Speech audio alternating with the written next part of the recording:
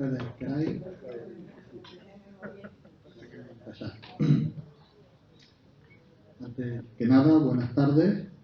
Vamos a dedicar esta primera sesión de la tarde a un tema de gran actualidad, sobre el que se suscitan diversas controversias y que, a pesar de que su expresión actual tiene poco más de medio siglo, es motivo de crecientes polémicas a su alrededor.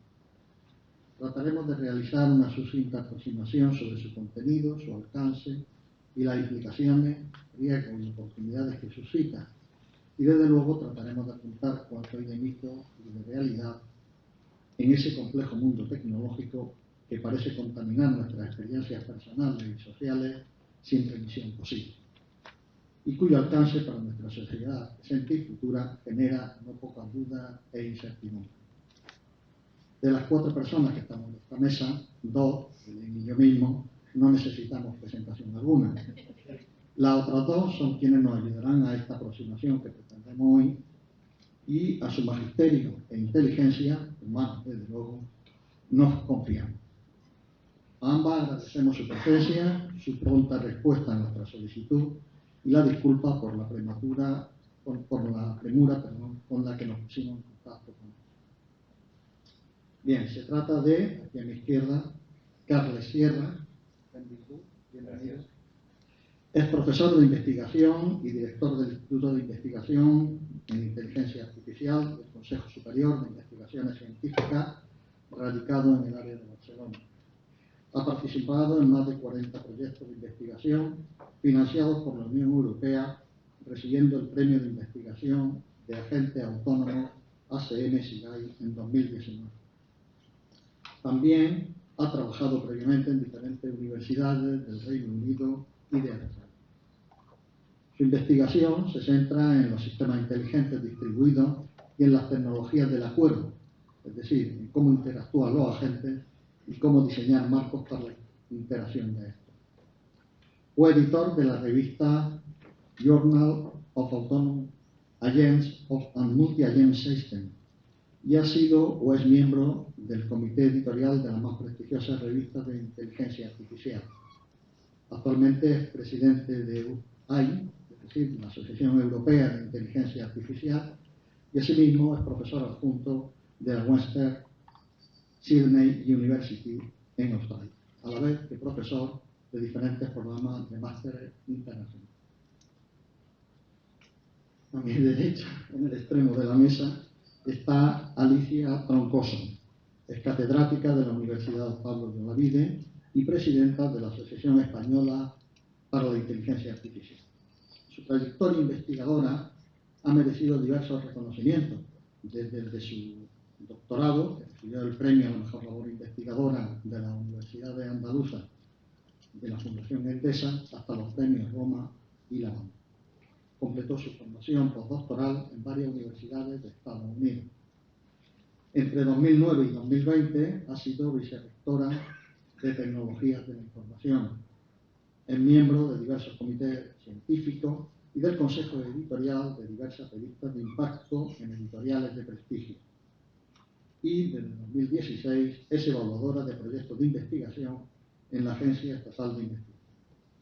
Su área de investigación de interés incluye la predicción de series temporales, el deep learning o aprendizaje profundo y la explicabilidad de modelos. Actualmente dirige el máster oficial en Ingeniería Informática de la UPO y lidera el grupo de investigación Data Science and Big Data Research Lab en dicha universidad. Y entre otros, participa como investigadora principal en 2 proyectos del Plan Estatal de Investigación sobre la explicabilidad de los modelos de inteligencia artificial y sobre la aplicación de la inteligencia artificial para el mantenimiento predictivo en el sector industrial. Bien, presentados las personas importantes de la mesa, dejo paso a Belén.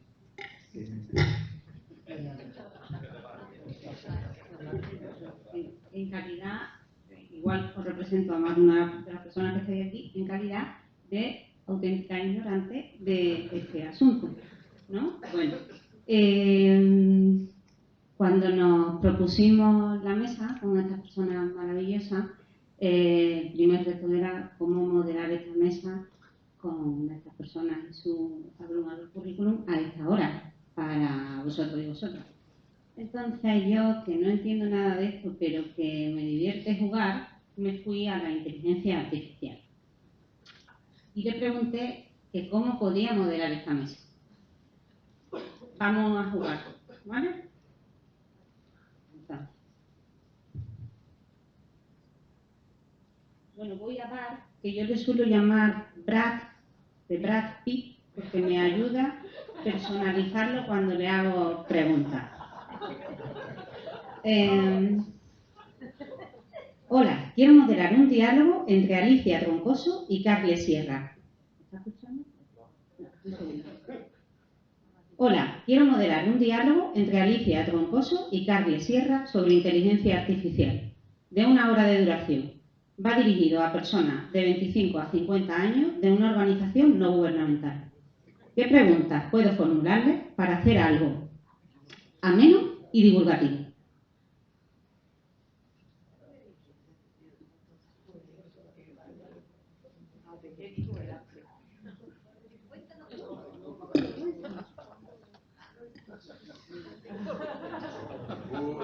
Mira.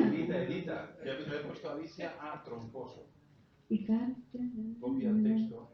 Voy a repetir porque en casa me contestaba bastante bien.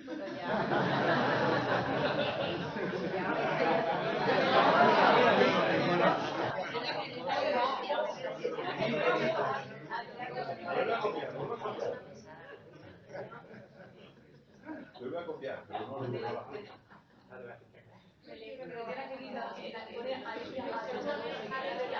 Quítale la A. Vale.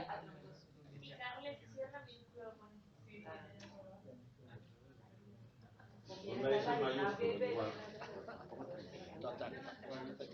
Edita después. Pega primero. A ver. Engancha.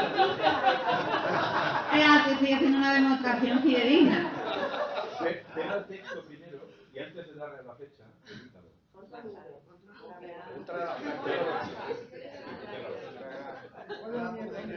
No le des a la fecha. Alicia a Troncoso sobre la A. La S de Sierra por la mayúscula. A ver si así. A personas, plural. A personas, plural. Las personas de 25 a 30 años. Por un punto después de duración. Es que lo de 25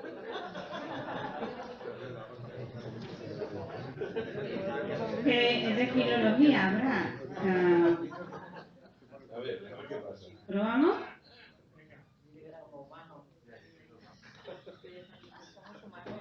Humanos mayores de 50.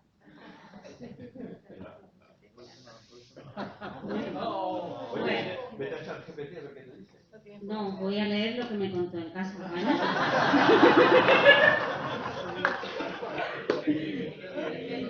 Bueno, en casa, esto es real. En casa me dijo, aquí tienes algunas preguntas que puedes formular a Alicia y a Carles para un debate tal. Introducción, ¿qué es la inteligencia artificial? ¿Cómo ha evolucionado? ¿Cuáles son los principales campos de aplicación? El impacto, cómo ha cambiado nuestra forma de vida, qué beneficios y riesgos conlleva, cómo podemos asegurar que la inteligencia artificial se utilice de forma ética y responsable, cómo puede la inteligencia artificial ayudarnos a afrontar los retos de la sostenibilidad, cómo podemos garantizar que la inteligencia artificial se utilice para promover la sostenibilidad y otro bloque de preguntas sobre inteligencia artificial y futuro. Luego me dice Bart, estas preguntas son de carácter general y luego cuando se lo agradezco me hace algunas sugerencias metodológicas y me dice, prepara bien la presentación, esto es real. Sé una buena moderadora y da espacio al público para participar. Bueno, espero que estas sugerencias te ayuden a organizar un debate exitoso. Mucha suerte. Tenemos una relación un poco más íntima que... Bueno, no vamos a formular exactamente estas preguntas, aunque no, algunas de ellas nos resultaron sugerentes y otras estaban ya en el guión previo. La cuestión metodológica en concreto va a ser, Alicia intervendrá 10 minutos para hacer una breve presentación, después Carles, y luego vamos a formularle algunas preguntas y reservaremos una media horita final para que los aprovechéis también quienes estáis en ese lado, ¿vale? Así que dejo la palabra a Alicia y muchas gracias.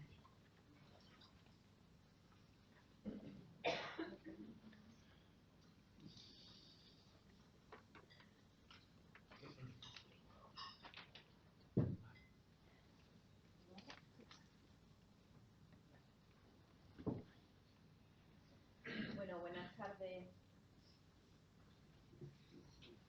Buenas tardes a todos y a todas.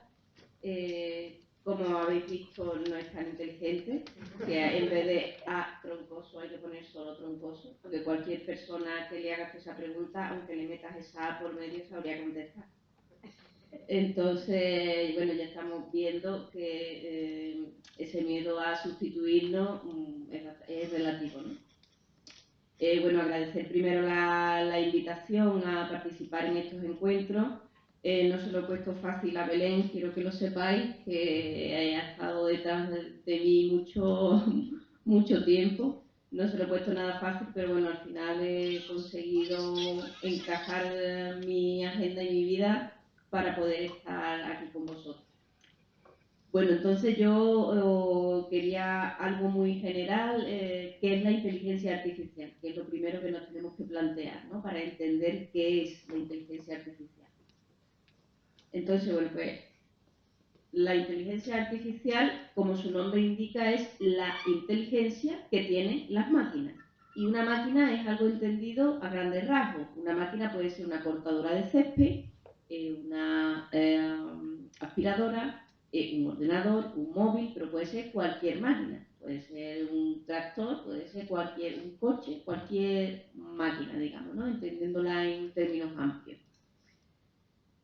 Vale, pues si la inteligencia artificial significa la inteligencia que tiene una máquina, pues la siguiente pregunta que nos tenemos que hacer es ¿qué significa ser inteligente? Entonces, a lo largo de la historia ha habido varios enfoques de qué significa ser inteligente, ¿no? Y ahí tenéis en la transparencia, pues, 4 enfoques de qué es lo que significa ser inteligente. Ser inteligente es pensar como una persona. Esto se descartó, puesto que todavía a día de hoy no se sabe exactamente los mecanismos que hay en el cerebro de pensamiento de las personas. Es algo todavía que está en estudio y es desconocido, se descarta. Actuar como una persona. Estamos entonces dando por hecho que todas las personas actúan de forma inteligente. Y sabemos que no es así. Entonces, descartado este enfoque también. Entonces, ser inteligente ahora mismo está, digamos, a caballo entre los dos enfoques que tenéis ahí en verde. Pensar de forma racional y actuar de forma racional. Pensar de forma racional está un poco relacionado con la lógica, ¿no? Con los razonamientos, los silogismos y ese tipo de argumentos matemáticos. Y actuar de forma racional pues está un poco relacionado con la ingeniería, ¿no? Con la forma de pensar de la ingeniería. Actuar de forma racional es, tú te marcas un objetivo y tienes una medida del rendimiento y tienes que alcanzar ese objetivo con el mayor rendimiento posible. Eso es un poco el enfoque de la ingeniería, que sería actuar de forma racional. Entonces, la inteligencia artificial se mueve entre estos dos enfoques y esto es lo que a día de hoy en la comunidad científica está asentado como ser inteligente, ¿no? Entonces, en ese marco nos movemos.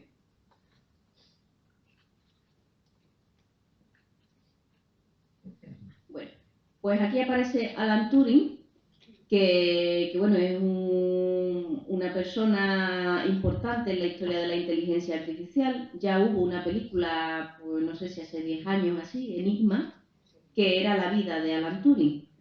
El protagonista de esa película es Alan Turing. Británico, matemático, y fue, digamos, uno de los padres de la inteligencia artificial. Publicó un artículo en los años 50, creo que fue en el año 52 el artículo, donde publicaba el test de Turing. Y el test de Turing era precisamente un test que se le hacía a las máquinas para saber si era inteligente o no. relacionado con esto de qué significa ser inteligente que estamos hablando. Bueno, lamentablemente a Alan Turing le hicieron una castración química por su homosexualidad, y después de la castración química, pues se lo encontraron muerto y parece que se suicidó dándole un bocado a una manzana que tenía cianuro, creo. Y bueno, la manzana mordida es el logo de una compañía tecnológica importante. No sé si viene precisamente de esta historia. ¿En qué consistía el test de Turing? Pues el test de Turing consistía en que se ponía una persona a interrogar, en otra habitación se ponía a una persona y a una máquina, y se contestaban las preguntas. Si esa persona que interrogaba no distinguía entre las respuestas quién era la máquina, quién era la persona, pues esa era la definición que se daba en el test de Turing para decir que una máquina era inteligente. Cuando una persona no era capaz de distinguir si la respuesta la daba una máquina o la estaba dando una persona. Yo no sé si ya es el estar en este mundo, pero yo generalmente, si alguien me diera un texto generado con ChatGPT, yo me doy cuenta de que es un copia y pega de sitios, de que no es algo escrito por una persona. Entonces, bueno, pues está también relacionado, ¿no?, con este tipo de pruebas. Y aquí os he querido marcar a forma de resumen, pues una línea temporal de la inteligencia artificial hasta los días de hoy, ¿no?, para que tengáis, digamos, el concepto global. Esto me tengo que acercar porque no veo desde aquí muy bien. Vale. Bueno, pues en los años 50 nació la inteligencia artificial, ¿vale? Que todo el mundo piensa que nació pues hace 3 años, ¿no? Pues no, en los años 50. Ya hemos visto que en los años 52 ya fue Alan Turing el primero que publicó un artículo en el sentido de que quería definir qué significaba una máquina inteligente. Bueno, pues en el año 56 hubo pues unos cuantos de investigadores que se reunieron a hacer un workshop en una ciudad norteamericana, y en ese workshop acuñaron el nombre de inteligencia artificial. Ahí tenéis la foto de esas personas en el momento que hicieron el workshop, y como algunos todavía están vivos, en la parte de abajo tenéis las fotos de ellos en la actualidad, que ya faltan algunos. Y eso fue en el año 56. En el año 56 nació, en los años 50, nace la inteligencia artificial y vive un periodo primaveral donde hay mucha euforia con la inteligencia artificial porque se están consiguiendo solucionar pues, problemas de aquella época que consideraban importantes, como por ejemplo en los años 57 que nacieron las redes neuronales y empezaron a resolver problemas que había en esos momentos. Fijaros que las redes neuronales son, digamos, el embrión de lo que hoy en día se conoce como aprendizaje profundo, deep learning, que está a todas horas en todos sitios, ¿vale? Pues ya nació en el año 57. En los años 60, ¿qué pasó? Porque en el año 1969 se publicó un libro, Limitaciones de las redes neuronales, donde se ponían de manifiesto todos los problemas que tenían las redes neuronales y los problemas que no eran capaces de resolver. En el año 66 también hubo un primer chatbot que se llamaba Elisa. Bueno, mucho más simple que los que hay ahora, pero bueno, ya en los años 60 se hizo un primer chatbot. Y bueno, y después de la publicación de este libro, pues hay una serie, una dosis de realidad, y en los años 76, pues la inteligencia artificial entra en un periodo de invierno, ¿no? Lo que se conoce como el invierno de la inteligencia artificial, donde se aparca, parece que es algo que no sirve para nada, y en los 80 empieza a verse brotes verdes. Brotes verdes porque en los 80 se crean los sistemas expertos. Los sistemas expertos lo que tienen debajo son prácticamente razonamientos automáticos, fundamentos de lógica. Y estos sistemas expertos, pues hubo dos muy importantes, uno en el ámbito de la medicina y otro en el ámbito de la logística, para hacer pedidos automáticos de componentes de ordenadores. Y que funcionaron bastante bien. Entonces ahí empezó a haber pues brotes verdes, ¿no? Como aparece. Sin embargo, hubo fallos importantes en sistemas de traducción que hicieron que volviera otra vez a un invierno largo en los años 90. En los años 90 igual. Incluso en los años 90 el término de inteligencia artificial como que se guardó y se sacó el término de sistemas inteligentes.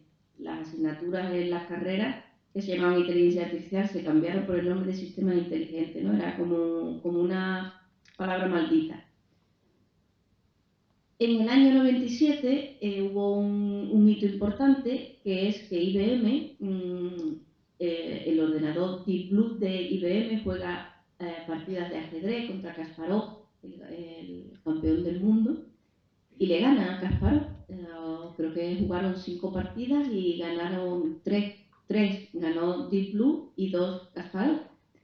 Y Kasparov dijo una expresión así como sentía la inteligencia en el otro lado de la habitación, ¿no? O sea, cuando él estaba jugando contra esa máquina, él sentía que esa máquina hacía jugadas en el ajedrez de inteligente, ¿no? Eso fue en el año 97. En el año 2000, todavía en este invierno, también hubo hitos importantes. En el 2004 ya hay una experiencia piloto de vehículo autónomo que sacó Google, de un vehículo autónomo en el desierto de Mojave. Y en el 2008 también Google sacó la primera app en la que se hablaba directamente por voz al móvil. En el 2010 entra en una primavera la inteligencia artificial de la que no ha salido todavía. Parece que es una primavera ya perpetua porque aparece la era de los datos. Entonces ahí es donde aparece el término Big Data y todo el negocio que hay alrededor de los datos. Entonces esto es un poco la visión general desde que nació hasta los días de hoy. Y bueno, por mi parte, esa es la presentación.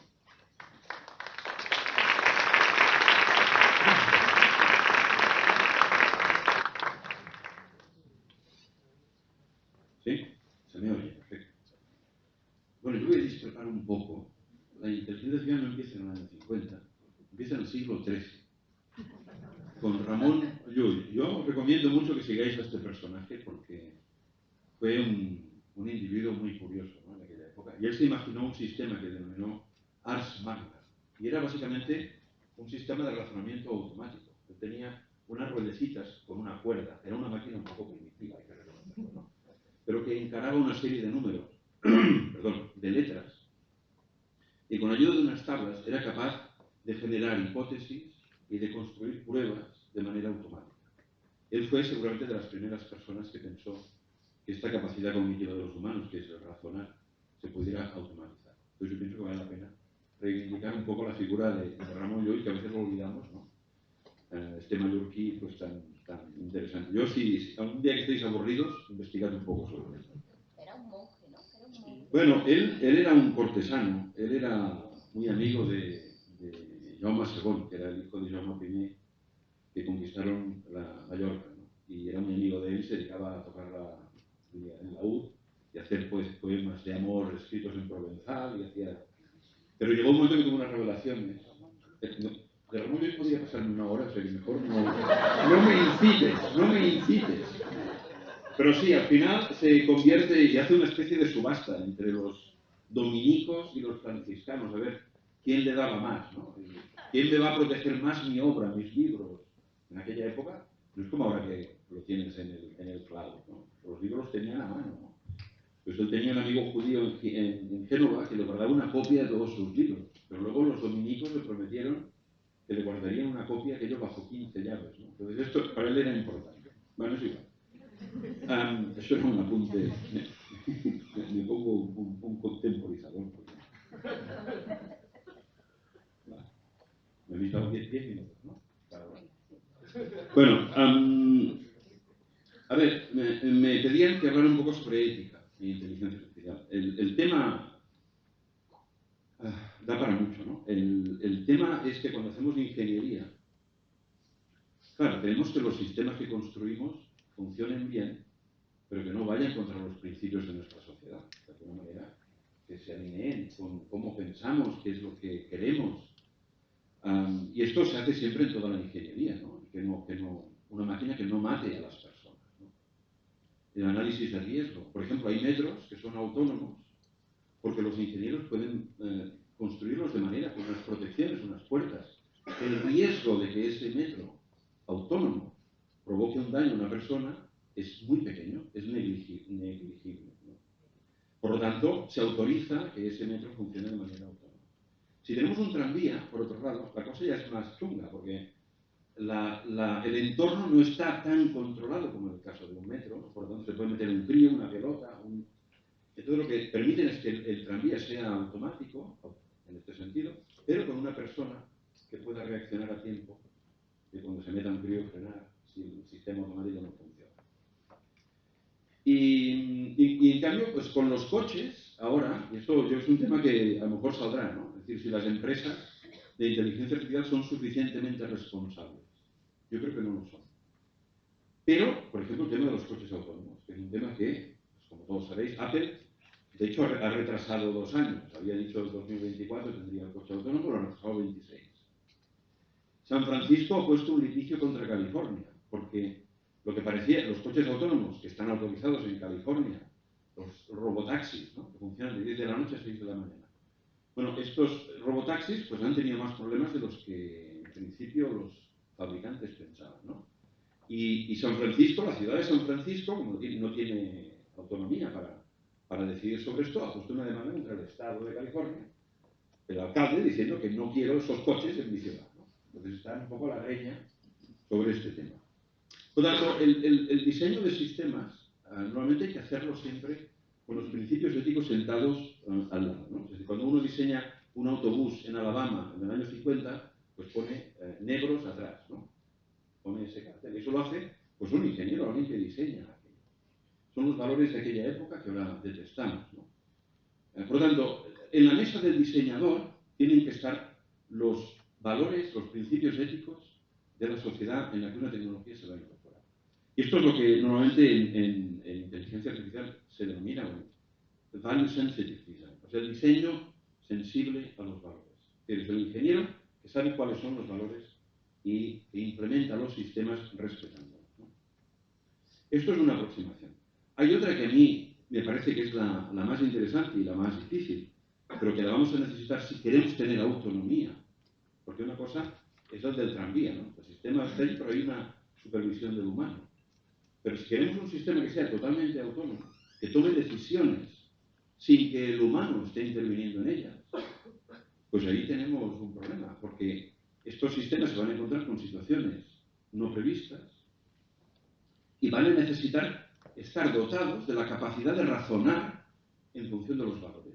De decir, aquí tengo que tomar esta decisión o la otra, ¿cuál es la mejor? En función de los valores de la sociedad en la que estoy insertado. Por lo tanto, aquí se hace necesario ir a sistemas que sean conscientes de los valores sociales y que en su toma de decisiones los tengan en cuenta. Esto es un área que, bueno, muchos estamos llamando value engineering, la ingeniería de valores, de cómo programar los valores en los sistemas. Podemos hablar sobre el tema, ¿no? Y la importancia que esto tiene en las comunidades. Voy a ver cuántos segundos me quedan. Vale. Bueno, pues el tema, tanto en este segundo caso como en el primero, ya os lo podéis imaginar, es un tema de regulación. Porque, ¿cuándo permitimos que un sistema sea automático? Bueno, pues cuando los ingenieros pueden garantizar que haya un riesgo de error o de daño inferior a una cierta probabilidad. Pues un accidente cada 1.000.000 de horas de uso del metro. Bueno, pues eso es aceptable por la agencia, digamos, encargada de tal. Entonces, bueno, necesidad de análisis del riesgo, de cómo se tendrían que construir estos sistemas, a partir, como decía Alicia, del 2010, que empiezan a automatizarse de manera mucho más frecuente y sistemas que empiezan a hacer recomendaciones que tienen consecuencias importantes, un crédito en el banco, un diagnóstico médico. Llega un momento que la sociedad dice, aquí tenemos que poner un poco de orden de cuáles son los límites que vamos a establecer. Y crea un grupo, El High Level Expert Group se crea a nivel europeo, en el que una serie bastante numerosa de expertos en inteligencia artificial, pero también en filosofía, y en ética y en derecho, se reúnen para definir qué es lo que debería ser una inteligencia artificial confiable. Una inteligencia artificial de la que nos podamos fiar. Como problema filosófico, tela. Ya podéis empezar a pensar qué es lo que le pondríais en la lista a los Reyes Magos, ¿no?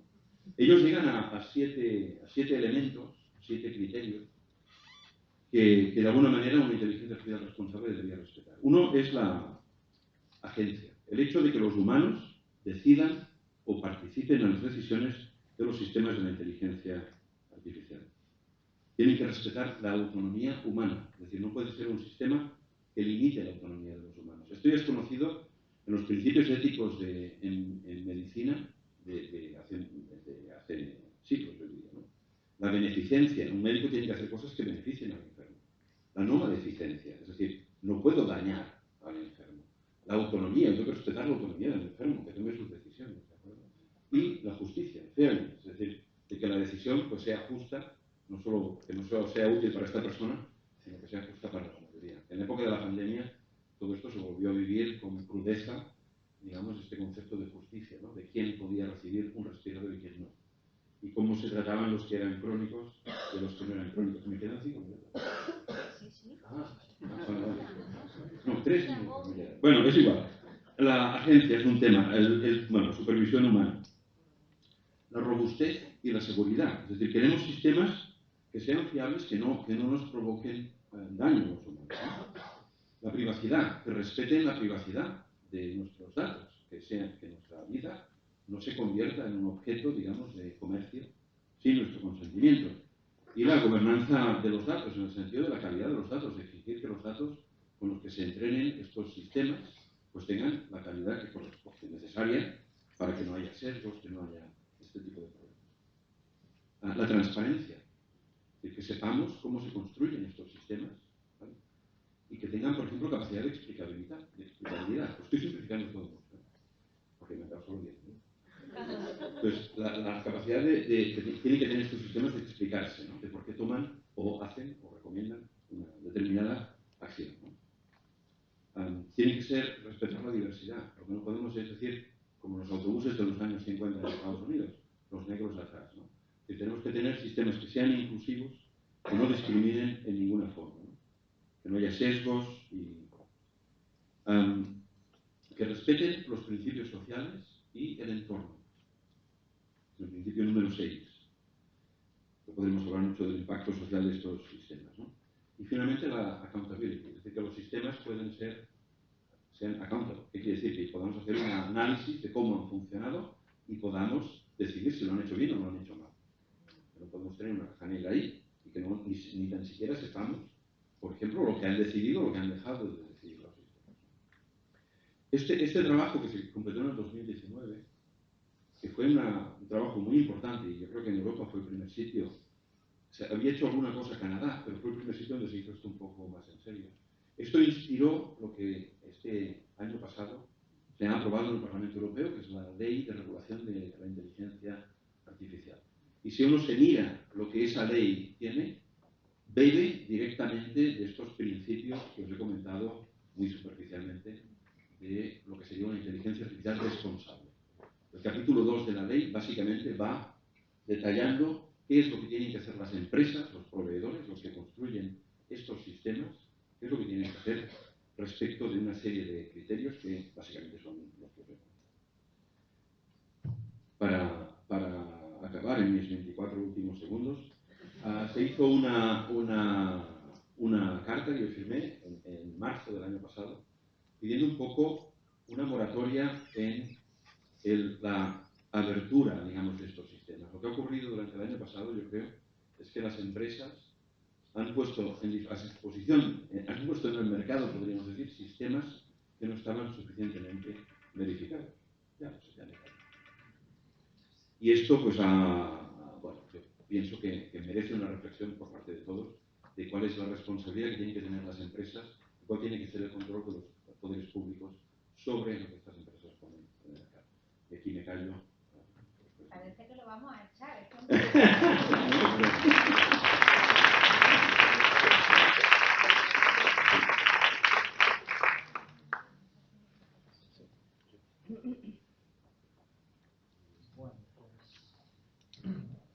Vamos a empezar con esta batería de preguntas o superpreguntas.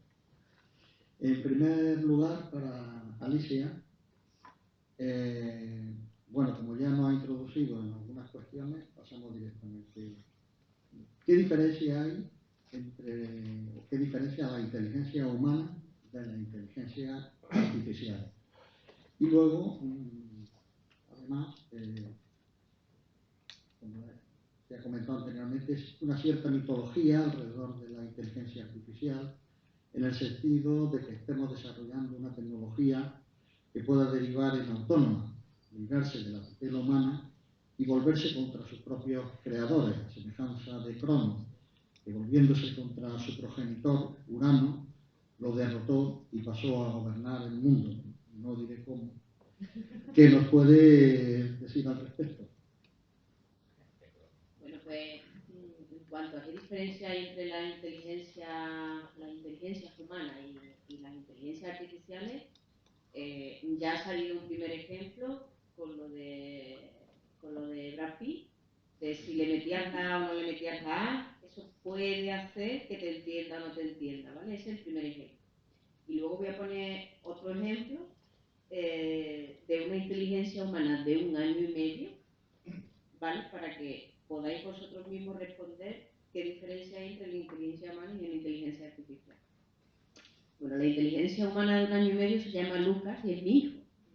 Entonces, el otro día cuando está ahora aprendiendo a decir algunas palabras, llevándolo a la guardería, pues él veía un coche y decía, ¡oche! Pasaba otro coche, ¡oche! Bueno, el camino a la guardería son 15 minutos y él a las 9 de la mañana va gritando como un loco cada vez que ve un coche, ¿no? Y todo el mundo mirándolo. Entonces pasó una moto y dijo, ¡oche! Y digo yo, no, moto. Luego siguieron pasando coches, luego pasó otra moto y yo, no, moto. Y bueno, a la tercera o cuarta vez que le dije eso, ya la siguiente vez que vio una moto, él dijo, ¡Otto! Ya distingue los coches de las motos de las bicicletas. Y bueno, pues me ha costado que lo distinga, pues decírselo 6, 7 veces nomás. Un sistema de inteligencia artificial para que distinga una moto de un coche, pues a lo mejor le tienes que pasar 10.000 motos y 10.000 coches. Y mi hijo con 1 año y medio, aunque le pase 5 o 6, es capaz ya de distinguirlo. Entonces, ¿qué diferencia hay entre la inteligencia humana y la artificial? Yo creo que mucha. ¿Vale? Después, lo que me dice de Cronos, yo creo, bueno, pues que una máquina supere a la persona, se vuelva en su contra y bueno, y todo eso yo pienso que es ciencia ficción o al menos que está lejos de hoy en día. Yo no creo que yo lo vea. No sé si soy muy optimista o positiva, pero me resulta difícil pensar que yo voy a ver eso. Pero bueno, como ya he puesto Carles de manifiesto, un tranvía, vale, va alguien por si aparece un coche, una pelota, un niño, no es un sistema autónomo al 100%, siempre va una persona controlando a esa máquina. Entonces, bueno, que las máquinas hacen tareas que antes hacían las personas, vale, pero que al final de la cadena siempre hay personas supervisando. Entonces yo quiero pensar que, bueno, ahora mismo es ciencia ficción y que está bastante lejos y difícil de que eso pase, como me lo planteas, ¿no? A ese nivel.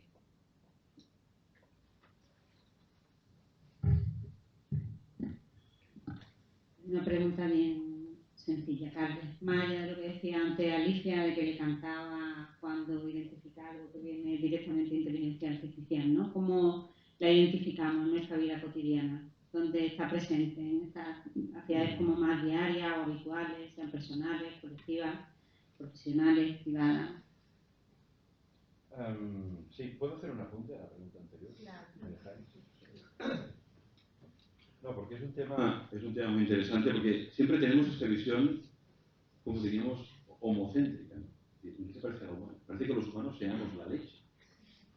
En fin, los humanos hacemos cosas que no están mal, pero entre otras cosas, de las 6 especies de Homo que había en el planeta, nos cargamos a las otras 5. O sea, solo quedamos nosotros. Pues había otros que eran inteligentes, seguramente menos violentos, ¿no?, que nosotros, que íbamos sobreviviendo.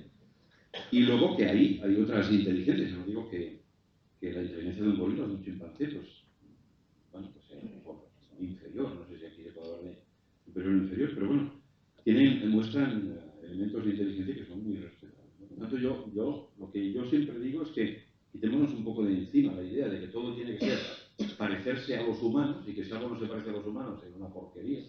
No, la inteligencia artificial funciona de otra manera y no tiene nada que ver con la inteligencia humana. Bueno, ¿por qué tiene que parecerse a la inteligencia humana? Esa es la pregunta que hay que hacer. Lo que hay que pedir a la inteligencia artificial es que funcione bien para aquello que queremos que funcione y que nos extienda nuestras capacidades cognitivas. Es decir, que cuando necesitemos algo a lo que no llegamos, igual que una calculadora, ¿no? Pues sí, que nos las extienda y que nos haga la vida más fácil y más. Pero pienso que hay que ir por ahí, más que buscar comparaciones. La pregunta es la vida cotidiana en que tenemos... yo he puesto una lista aquí de cosas, ¿no? Yo bajaba en el tren y digo, bueno, pues, yo qué sé, los recomendadores, los de Amazon, los de Netflix, esos tienen inteligencia artificial, pues apagadas ahí detrás, ¿no? Cuando cogemos el coche y ponemos el GPS y nos está diciendo que hay un atasco, o nos dice qué va a pasar mañana, porque tiene un modelo probabilista de tráfico entre tal ciudad y tal otra, si normalmente hay follón o no hay follón. Y todo esto nos lo está diciendo sistemas que se basan en redes neuronales convolucionadas, por ejemplo. Cuando estamos jugando, aquí veo gente joven que se dispara las noches, aquello, jugando con videojuegos, ¿no? Y algunos aquí delante, hacéis cara de ser gamers, ¿no? Bueno, pues los gamers, todos conocéis los non-playable characters, ¿no? Que tenéis ahí monigotes que os están siguiendo, os atacan, o se intentan adaptar a lo que hacen para putearte más, ¿no? Bueno, pues estos sistemas pues tienen inteligencia artificial detrás, ¿no? En los social media, en las redes sociales, pues en todas partes. Instagram te hace perfiles y en función del perfil que te hace, el tiempo que pasas mirando una noticia, las que les dedicas atención, las que no, pues te busca otras que se parezcan para que te enganche como un idiota ahí, ¿no? Mirando vídeos o mirando cosas. Por ejemplo, Twitter utiliza muchísima inteligencia artificial para detectar fraude, por ejemplo, para eliminar propaganda. Luego hablaremos de que eso tiene cosas que no están tan bien, ¿no? O por ejemplo, YouTube también para hacer, Facebook, para hacer flotar contenido, ¿no? Contenido que pueda interesarte también. También tiene en cuenta tu perfil, ¿no? Los chatbots, hemos dicho Eliza era un chatbot de los años 60 que era muy patético, mirado desde nuestra perspectiva de ahora, pero bueno, hay chatbots en todas partes. O sea, ahora lo difícil es encontrar un humano detrás de un teléfono, ¿no? Porque te mandan siempre un chatbot que le tienes que hacer una pregunta, y algunos la verdad es que funcionan bastante bien. Y hacen unas preguntas y te responden bien, ¿no? En temas, por ejemplo, de banca. En la banca están aquí poniendo... Una estudiante mía que creó una empresa, un spin-off de nuestro instituto, ella, donde metió el nicho fue en los chatbots, consiguió, era hindú, la segunda banca de la India, pues que comprara sus servicios para los chatbots, ¿no? O sea que ahí tenemos inteligencia artificial. Ridesharing, el Uber también utiliza temas de decisión de cuándo va a llegar el coche, cuándo no va a llegar. Los buscadores históricos de Google, de Yahoo, todos estos sistemas utilizan inteligencia artificial. Lo difícil es encontrar algo que no utilice inteligencia artificial. Y volviendo un poco al tema de la autonomía, saltándome la pregunta un poco, porque a veces decimos, claro, la autonomía no vamos a llegar, ¿no? La autonomía nivel 5 de los coches que funcionen, la autonomía la ponen del 1 al 5, ¿no? Pero la 5 es total autonomía, no hay conductor, es un robotaxi, el taxi está solo, no hay nadie allí, conduce. Y eso estamos viendo que está teniendo problemas, ¿no? Pues desde el año 2013 se está intentando, por parte de un sector de la academia, que se prohíban las armas letales autónomas. Y esto es algo que algunos países, esto se ha llevado a la ONU, y hay algunos países que han firmado, pero lo que sé son Benín, Uganda, Claro, son países que no, pero claro, los grandes países ya han anunciado obviamente que ellos seguirán investigando en las armas letales autónomas. ¿Qué quiere decir? Que uno tiene un dron, que en lugar de que tiene alguien allí, yo qué sé, en Arizona, en una cueva, con unos cascos, viendo lo que ve el dron y decidiendo si lanza la bomba, pues que la tome la decisión directamente el dron en el campo de batalla o de la ciudad. Entonces, igual que no somos capaces de distinguir muchas veces si es un coche o una moto, incluso cuando les enseñamos 10.000 veces, a veces te equivocas, ¿cómo va a distinguir un sistema de estos si alguien al que le vas a tirar una bomba es un combatiente o un civil? Bueno, pues esto es un tema, para que veáis, que afecta a la vida cotidiana. La inteligencia artificial se está usando en este tipo de armas y de alguna manera es responsabilidad de todos intentar que esto, pues, en mi opinión al menos, se prohíba por las autoridades técnicas. Y lo dejo aquí, que me pasó seguro. Bueno, pero la cuestión era lograr un diálogo fluido, o sea que nos podemos saltar el guión. Yo me voy apuntando preguntas que, porque claro, mi deseo es saltarme el guión cuanto antes. Sí, bueno, luego si da tiempo, podemos entrar también en qué es eso de la inteligencia específicamente humana, que tiene también su pelusillo, ¿no? Bueno, más allá de las aplicaciones sí, más cotidianas, queríamos preguntarte, Alicia, cuál es el nivel de desarrollo, ¿no?, en este momento de la inteligencia artificial, su alcance y también sus limitaciones. Bueno,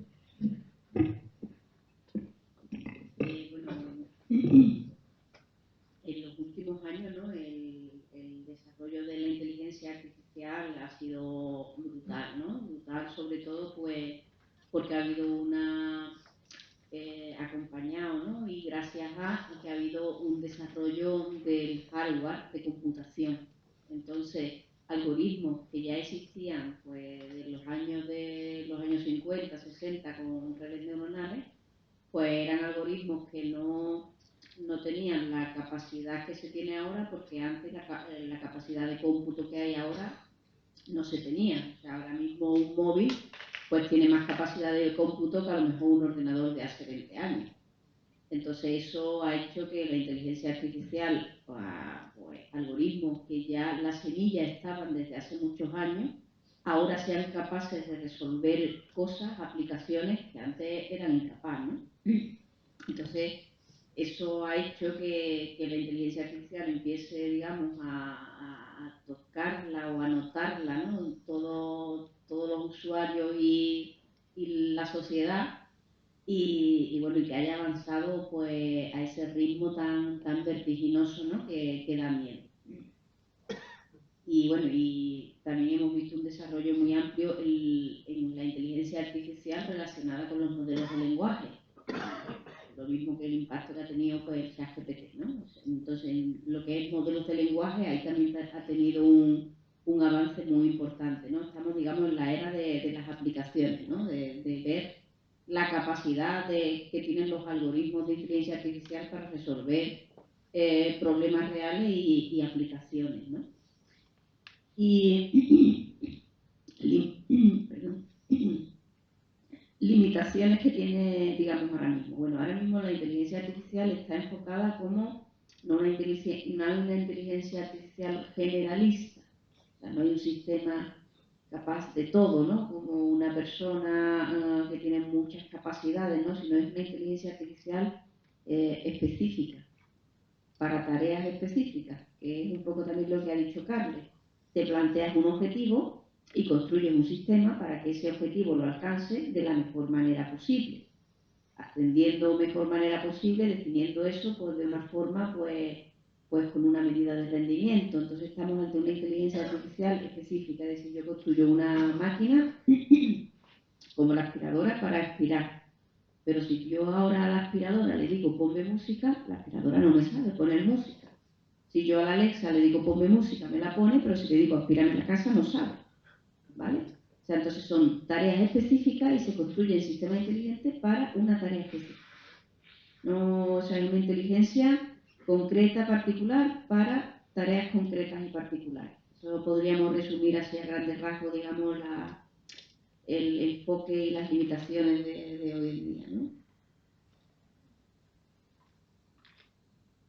Bien, Carles, para ti. ¿Cómo afecta la implantación y los usos de la inteligencia artificial a las diferentes esferas de nuestra vida social? ¿Qué cambios sociales está introduciendo? ¿Podemos hablar de una revolución y en qué ámbito? Todos estos cambios pueden desembocar en una crisis social de base tecnológica, si es que todas las crisis sociales no tienen cierta base tecnológica, ¿no? Incluso en una proyección más benigna que considere a la inteligencia artificial un factor de desarrollo y bienestar individual para el conjunto de la sociedad, ¿no correríamos el riesgo igualmente de hacer una más profunda la brecha digital y, por tanto, que la gobernanza tecnológica quede en manos de una élite y un porcentaje importante de la población quede al margen de los pretendidos beneficios de la tecnología? 6 preguntas en una. Bueno, 6 minutos, ¿no? Aquí va corriendo tiempo.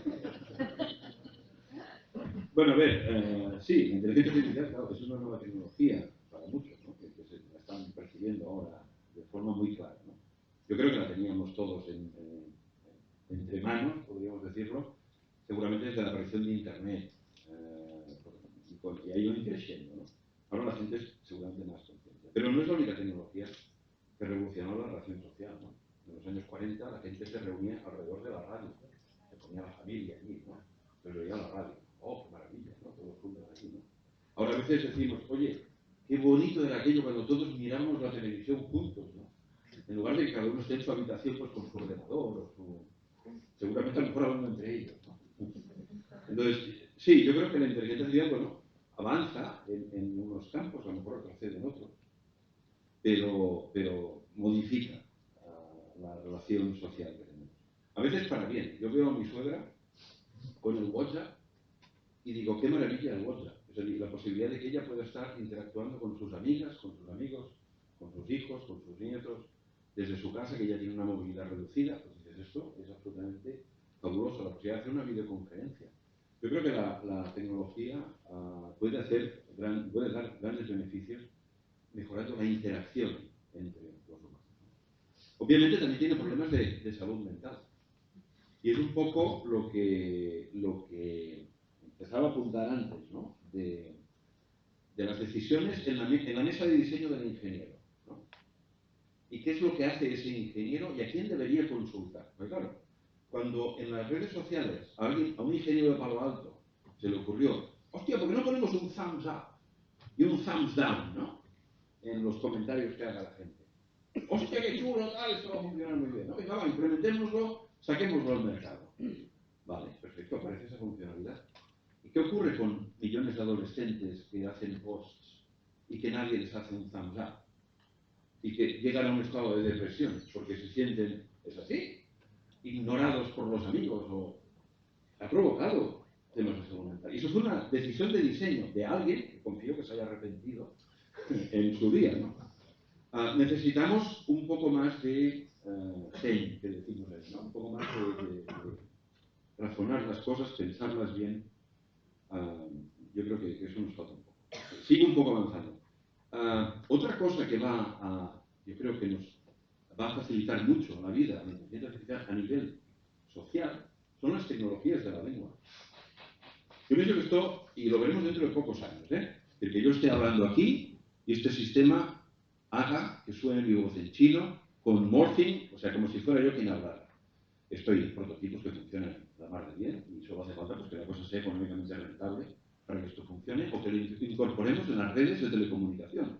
Que yo tenga definido mi idioma en el teléfono y que los teléfonos se entiendan entre ellos haciendo estos intercambios. Esto es una cosa que vamos a ver dentro de poco, ¿no? Por tanto, esto va a inteligencia artificial en todo el proceso aquí de transcribir, de traducir, de voice generation en todos estos casos. Y esto yo pienso que va a ser una cosa absolutamente fabulosa que va a hacer un boom en el comercio mundial, en las relaciones personales, confiemos que en las relaciones políticas también. La brecha, sí, la brecha, la famosa brecha. Es posible que la inteligencia artificial provoque una brecha a quien pueda acceder a ella y a quien no pueda acceder. No lo negaré. Pero yo quiero hacer un punto de reflexión para que todos pensemos un poco. el trato humano, pensemos en el contexto de la educación y la inteligencia artificial en la educación. Es que maravilla utilizar la inteligencia artificial en la educación.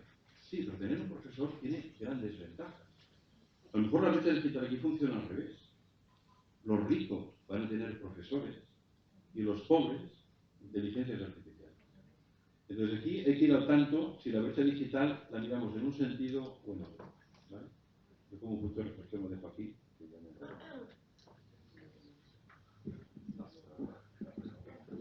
Bueno, para Alicia, partiendo de la idea según la cual el desarrollo de la inteligencia artificial hasta el momento presente ha requerido de la confluencia de tres factores relevantes: computación de altas prestaciones, ingente número de datos y las capacidades de interconexión persona-máquina, ¿cuáles serían los retos o peligros que esos tres elementos proyectan de cara al futuro? Bueno, los retos, yo creo que ya Carles ha hablado de algunos de ellos, ¿no? Por ejemplo, yo pienso la explicabilidad, que es uno de los retos ahora mismo que está encima de la mesa, ¿vale? Si estos sistemas al final van a tomar decisiones en cosas que van a afectar a la vida de las personas, como un crédito bancario o temas de sanidad, pues como mínimo si te tienen que explicar por qué, ¿no? O sea, por qué no te dan ese crédito bancario si esa decisión la toma un sistema artificial, ¿no? Entonces, en términos de explicabilidad, yo creo que ahora mismo hay grandes retos, al igual que en legalidad y ética, que también ha puesto de manifiesto Carles los grandes retos que hay ahora mismo en esos aspectos, ¿no? Y luego, bueno, también está el reto de la inclusividad, pues que no haya discriminación a ningún determinado colectivo, porque ya hay experiencia de algunos sistemas artificiales, bueno, pues que han discriminado determinados colectivos, ¿no? De género, de raza. Entonces, por ejemplo, uno de género relacionado con recursos humanos, que recomendaba siempre a un hombre en vez de a una mujer para el puesto. Y creo que era un puesto tecnológico, claro, y se nutría de muchísimos datos del pasado cuando sabemos que hay en el sector tecnológico, pues el 10% son mujeres, el 90% son hombres. Entonces, si te nutres de eso, pues nunca tomas como decisión para darle un puesto tecnológico, pues como referencia a una mujer, ¿no? Entonces ya ha habido ejemplos de ese tipo. Entonces es un reto importante, ¿no? Que los sistemas que se construyan no pueden tener sesgos de ningún tipo. Luego yo creo que también hay otro reto importante ahora mismo encima de la mesa relacionado con la sostenibilidad. Todos estos sistemas inteligentes al final se traduce en máquinas haciendo cálculos que gastan y consumen una energía eléctrica. Entonces consumen muchísima energía y uno de los retos es precisamente que la inteligencia artificial sea verde, es decir, que los sistemas inteligentes no consuman una energía excesiva. Y ese también es un reto importante que está ahora encima de la mesa. Y después yo creo que un reto dentro de los retos es la formación. Yo creo que debe haber una formación mínima en inteligencia artificial, pues al igual que una formación mínima en informática. Yo hoy día, no sé en Cataluña, pero en Andalucía la informática es opcional en el instituto, ni siquiera es obligatoria como las matemáticas, la lengua, entonces no tiene sentido que esa asignatura no sea obligatoria. Entonces debe de haber una mínima formación de inteligencia artificial, pues a lo mejor en todas las carreras debe de haber una asignatura de inteligencia artificial básica en primero de carrera, no lo sé, ¿no? Pero bueno, creo que es un reto que daría a las personas formación de cómo usar esto, cómo no usarlo, qué peligros conlleva, de seguridad de datos, de en fin, una mínima bagaje cultural relacionado con la inteligencia artificial, ¿no? Entonces, yo creo que todo eso son retos a grandes rasgos.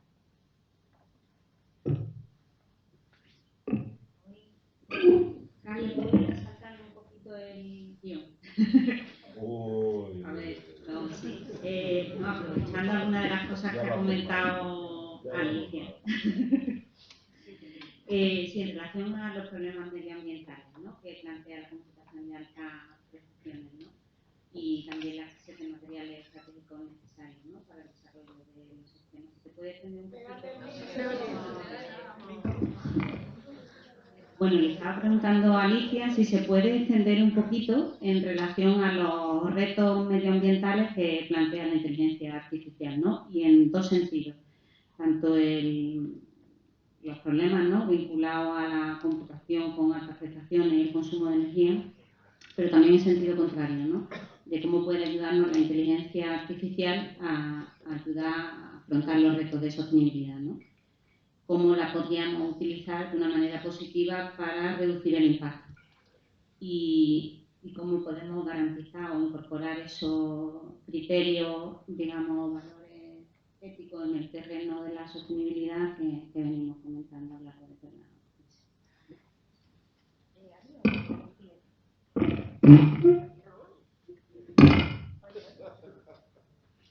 Bueno, como he dicho antes, ¿no?, al final todos estos sistemas de inteligencia artificial requieren de lo que se llama un entrenamiento, y ese entrenamiento al final se traduce a computación, y la computación es sinónimo de consumo energético, no es otra cosa. Si no recuerdo mal, en una conferencia de Coral Calero, una profesora de la Universidad de Castilla-La Mancha, del grupo de investigación Alarcos, creo que se llama el grupo de investigación, puso un ejemplo que me pareció muy en fin, impactante, ¿no? Y es que era el consumo energético de una hora de Netflix en el mundo, creo que consumía la misma energía que un coche, dar la vuelta al mundo de un coche, una cosa así, era una bestialidad, ¿eh? Una hora de Netflix. O sea, que imaginarse, cuando estamos viendo Netflix, todo el consumo energético que hay detrás. Los números brutales, ¿eh? Los números yo me quedé impactada, porque no me imaginaba que era esa escala. Ahora también la inteligencia artificial, bueno, ahora hay un programa nacional del gobierno que es el programa de algoritmos verdes, precisamente para que, bueno, los investigadores diseñemos algoritmos que sean verdes, es decir, que el entrenamiento de esos algoritmos consuma mucha menos energía. O sea, que son líneas prioritarias que ahora mismo está lanzando el gobierno en las convocatorias de proyectos de investigación. Por otro lado, digamos, la parte positiva, la inteligencia artificial debería de, como ya hemos dicho, estar por diseño diseñadas de forma que consuman menos energía, pero se pueden utilizar también para resolver problemas y retos de sostenibilidad que tenemos hoy en día. Ejemplos generales que se me ocurren, pues una gestión eficiente de recursos naturales como el agua. Se podría usar técnicas de inteligencia artificial. Pues la preservación de la biodiversidad, por ejemplo. Yo estoy trabajando con un grupo de investigadores de medio ambiente en aplicar técnicas de inteligencia artificial para predecir el radio de crecimiento de una especie de árboles, que soy incapaz de decir el nombre de la especie ahora mismo, en un nombre latín, y soy incapaz de decirlo, porque prediciendo ese indicador tienen una estimación del crecimiento del árbol, y así pueden detectar en los bosques cuáles son los árboles más sensibles al cambio climático, para, bueno, pues tomar medidas e intentar preservar la biodiversidad en esos bosques, ¿no? Entonces, se pueden utilizar para retos relacionados con la sostenibilidad de forma positiva, ¿no? Ese, por ejemplo, es un ejemplo. Después también se está usando ahora también un término muy atractivo que se llama agricultura de precisión, donde al final son técnicas de inteligencia artificial aplicadas a los cultivos, pues para la recogida óptima del fruto, para la predicción de plagas, y así que se ahorre costes en la producción. Pues todo eso también se puede conseguir con técnicas de inteligencia artificial. Entonces, por un lado, se está trabajando en que esas técnicas sean de bajo consumo y luego que esas técnicas se utilicen pues, para problemas relacionados con la sostenibilidad como los que he puesto de ejemplo, ¿no?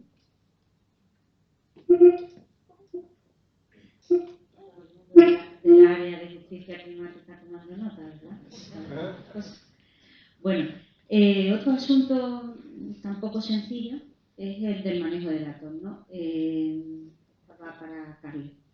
En relación a la protección de datos personales, a los derechos de reproducción, a cómo aminorar el riesgo de los sesgos, ¿no? Y de los sesgos en algunos casos discriminatorios, y que esto no alimente pues, la estandarización de las reglas, ¿no? O que queden concepciones minoritarias pues, escondidas o censuradas. Sí, aquí hay para hablar. Pero antes vamos a hacer trabajar un poco a la audiencia. A ver, ¿quién adivina cuánto costó entrenar GPT 3.5? Es el que utilizaba ChatGPT.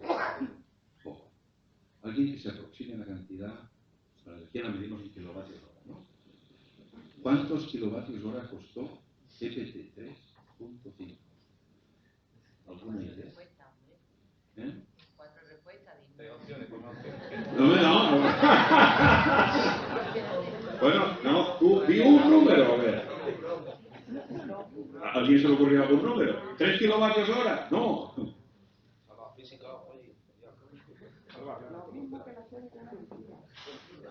Os lo digo, no hacemos competición. 1200 megavatios hora.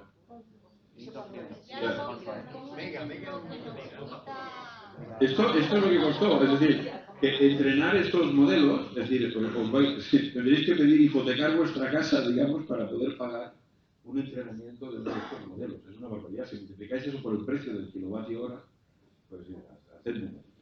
Bueno, no sé, era para apuntar un ejemplo en el que se vea muy claro este tema, ¿no? Otra cosa de los algoritmos verdes que me venía a cuento, que lo he dicho antes con el tema de la moto, ¿no? Es decir, que a su hijo o hija, pues con ver 3 motos, pues ya sabe que aquello es diferente de coche. Y este es el gran reto de que los sistemas que tenemos hoy en día, deep learning, redes neuronales, necesitan trabajar con big data, con cantidades de datos monstruosamente enormes. En cambio, los humanos trabajamos con small data. Entonces, ¿cómo conseguir tener resultados similares a los que tenemos ahora con pocos datos? Esto es un tema apasionante y difícil. Otro tema, los datos personales. Si a mí me dicen, oye, mira, si me das, yo qué sé, las veces que vas al gimnasio, el horario con el que te mueves durante la semana, te hago un 10% de descuento en la ropa en el Decathlon. Venga, firmo. Es decir, que hay mucha gente que este tema de los datos le da una importancia muy relativa. Pero en cualquier caso, todo el mundo entiende que los datos valen dinero. Y que tiene sentido que una empresa te diga, te hago un descuento, porque si me das los datos, yo aprendo a partir de eso y puedo vender más. ¿Quién se queda en beneficio de los datos? Y aquí es donde está el gran caballo de batalla. Que los ciudadanos decimos, no, el beneficio de los datos nos tiene que revertir. Por lo tanto, tenemos que tener el control sobre qué ocurre con nuestros datos. Porque los datos valen dinero. Este es el punto que yo creo que tenemos que ser conscientes de empoderarnos, de decir, oye, los datos son míos, y esto lo reconoce la ley, y por lo tanto, si alguien los quiere usar, que hable conmigo. Bueno, el tema de los sesgos se ha mencionado, yo creo que ya varias veces. Evidentemente, y además por ley, tenemos que tener en las aplicaciones de alto riesgo, que es lo que reconoce la ley europea, tenemos que tener una transparencia total. ¿Y qué son aplicaciones de alto riesgo? Bueno, la ley es un tochaco de 150 páginas, pero la ley reconoce cosas que están prohibidas. Por ejemplo, el reconocimiento por temas biométricos en espacios públicos por las fuerzas del orden. Es decir, si yo me estoy manifestando en un sitio protestando por algo, no pueden reconocerme la policía. ¿De acuerdo? Esto está prohibido a no ser que un juez, mejor no hablemos de jueces, un juez lo haya indicado. Pero esto lo prohíbe la ley, ¿vale? Este es un ejemplo de algo prohibido. Luego, lo que no está prohibido está clasificado, nos hemos saltado de pregunta, luego no me digáis que puede ser de bajo riesgo, cosas que riesgo mediano o riesgo alto. Ejemplos de riesgo alto. ¿A qué escuela asignamos los niños en una ciudad?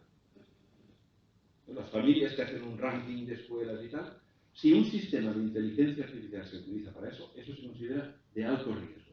Y esto le aplica todo el capítulo 2, de transparencia, de no sesgo por los datos, de mantener los datos, bueno, toda la...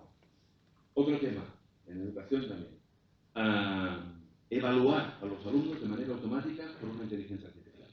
Eso se considera de alto riesgo. No sé si estos ejemplos sirven para... Bueno, si va a ir a la ley, hay un anexo. Lo que han hecho en la ley, muy listo, han hecho un anexo de cosas de alto riesgo. Y la intención es ir cambiando ese anexo a medida que vayan surgiendo. Volviendo a los datos. ¿Vale? Un tema que aparecía en tu pregunta, que es el tema del copyright, ¿no? Es decir, mis datos, los datos que yo tengo en Internet, ¿se pueden usar o no se pueden usar? Esto es un tema que tiene su historia. Porque ahora hay una batalla entre New York Times y OpenAI que está abierta en los tribunales en Estados Unidos, porque New York Times dice: ¿cómo es que has cogido todos mis artículos de prensa y los has leído y ahora los estás usando para generar? ¡Paga! Porque al final todo se arregla pagando. Es como el descuento de pues se acaba pagando. ¡Paga! Y los otros dicen: no, porque eso está publicado, está en abierto, yo puedo leerlo y yo puedo resumirlo. Entonces ahora tiene una batalla allí tremenda. Esto ocurrió, por ejemplo, cuando apareció la radio. Cuando apareció la radio, la radio hacía resúmenes de la prensa del día. Ya, pues tal diario, o se sigue haciendo, ¿no? Pero bueno, tal diario dice tal, pues hubo pleitos legales diciendo los de los diarios: hostia, nos hemos currado la noticia, y ahora tú vas ahí y la lees para que se entere todo el mundo y no nos compran el diario, ¿no? Bueno, pues estamos un poco en la misma historia. Evidentemente los de los diarios perdieron en aquel momento y van a volver a perder. Se entendió que el tomar información y resumirla, esto es una capacidad que tenemos y un derecho que tenemos de información y bueno. Por tanto, el tema del copyright se las trae y bueno, habrá que ver cómo acaba. Yo a veces pido resúmenes de libros. Vale, ¿qué más? Había otra cosa que hablabas también, comentaba en la pregunta, sobre las mayorías y las minorías. Es decir, hasta qué punto cuando hacemos sistemas estamos olvidándonos de las minorías. Yo creo que hay un riesgo de eso. Y de hecho aquí yo pienso que podríamos ir a una autora que yo recomiendo mucho, que es Elinor Ostrom.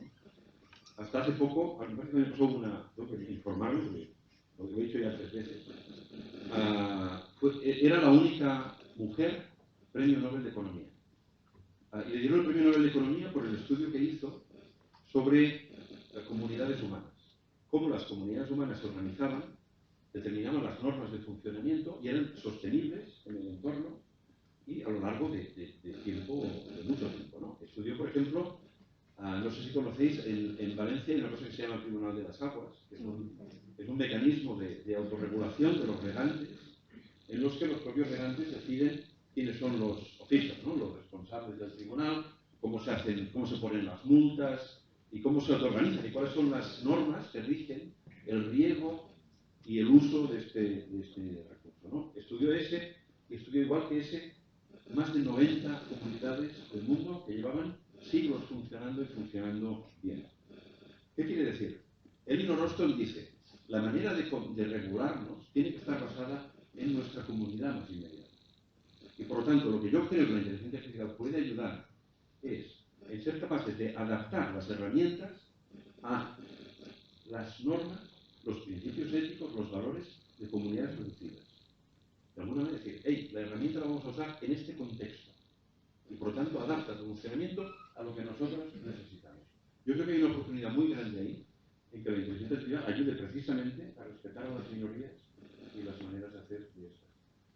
Seguramente no es la inteligencia artificial que está haciendo OpenAI, porque OpenAI hace la inteligencia artificial de McDonald's. The same shit everywhere, ¿no? Es decir, hay que buscar otro tipo de empresas seguramente que se dediquen a ello. Y no sé si contestarlo. Bueno, para darle más cuartelillo a Carles, La siguiente pregunta tiene que ver en los impactos de la inteligencia artificial en las relaciones laborales. Desde luego hay diversos ámbitos. Como ya estamos finalizando, pues si hay más, que luego saldrán en las preguntas, se puede quedar en el tema de la empleabilidad. Lo intento hacer breve, aunque aquí tengo muchas cosas para contar. La inteligencia artificial está permitiendo la automatización. La inteligencia artificial, ya lo sabéis, lo hemos comentado, está permitiendo automatizar multitud de procesos. Y esto, claro, a la gente le preocupa. Hostia, mi proceso será uno de los que automatizarán y me iré a la calle. Y esto se está, bueno, la gente se lo plantea, ¿no? Sobre todo porque la inteligencia artificial está automatizando procesos cognitivos.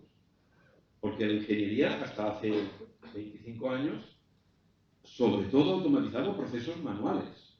Pero ahora no, hostia. Resulta que un traductor, ahora la traducción hace mejor una máquina. Hostia, ¿qué pasa aquí, no? Vamos a ver qué pasa. No, de verdad. Entonces, por ejemplo, hay un proyecto también súper cachondo, y eso va contra mí, que se llama Future House, la casa del futuro, donde se pretende automatizar a los investigadores. O sea, tener investigadores construidos con inteligencia artificial. Dale un vistazo. Future House. Bueno, ¿qué quiere decir? Que hay muchos procesos que se automatizan. ¿Esto es para que tengamos miedo? Yo creo que no. Yo soy optimista de naturaleza, ¿no? Yo pienso que la inteligencia artificial, como decía antes, extiende nuestras capacidades y, por lo tanto, nos va a hacer más eficientes. También es verdad que si nos hacen más eficientes, bueno, pues a lo mejor hace falta menos gente que haga una cierta cosa. O a lo mejor hace falta la misma gente trabajando menos horas. Pero aquí es donde tenemos el conflicto y el dilema político. Porque aquí el tema es cómo se reparte ese incremento de la eficiencia. El beneficio que el incremento de la eficiencia da, ¿quién se lo queda? ¿El empresario que tiene, digamos, la inteligencia artificial funcionando? ¿O se revierte a través de impuestos a la sociedad en general para que todos pues, trabajemos menos y nos dediquemos, pues eso, pues a ir a tomar cervezas y a la playa y a pasarnos bien? Porque no nos olvidemos, todo esto para que lo hacemos, para vivir más felices, ¿no? Porque si no... Bueno, entonces por otro lado, otro apunte también, si uno hace una correlación entre el nivel de robotización de un país y el desempleo, resulta que los países con más robots son los que tienen menos desempleo. Por lo tanto, parecería que hay algo que no implica necesariamente, digamos, que la automatización de procesos te lleve... Correlación directa. Sí. Tú mira el nivel de desempleo en Estados Unidos o en Japón, no hablo de la calidad del trabajo, pero el nivel de desempleo, por ejemplo, de los otros países que tienen niveles, o de Alemania, niveles de robotización muchísimo más superiores a países que tenemos un desempleo mucho más grande. Vale.